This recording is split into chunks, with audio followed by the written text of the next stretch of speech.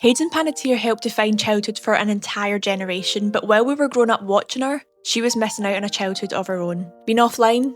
Here's what you've missed. Hayden Panettiere died this week at just 36 years old, and for so many of us it felt very personal because you can almost certainly remember her from something. She was a cheerleader Claire Bennett in Heroes, Juliet Barnes in Nashville, Kirby in Scream, and Brittany Allen in Bring It On All or Nothing. Better bring it on. Shabuya!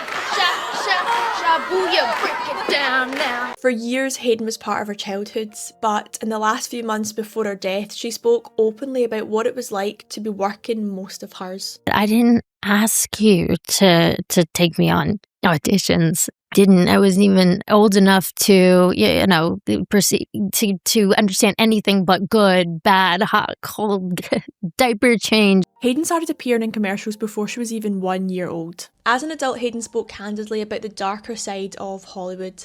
Addiction, substance abuse, exploitation and intense media scrutiny, and just this overall pressure that was placed on her at such a young age when she didn't really know what fame meant. If you have a particular temperament, like maybe you are, a perfectionist, like you have these big goals and dreams, you have a critical or cold or domineering or abusive mother, times the pressure of celebrity in Hollywood, again, that is a perfect storm, in my opinion, for something awful to happen. Tragically, we have heard versions of this story many times before. We've watched young girls become famous before they were old enough to properly consent. We've viewed their breakdowns as entertainment. We've scrutinised their bodies, their relationships, their addictions and their parenting. And then, when the unthinkable happens, we ask how nobody protected them. She was still heavily judged. She was still a mum who struggled with her mental health after giving birth. With all of these beautiful resources at her fingertips, she was still a person, and she was a person who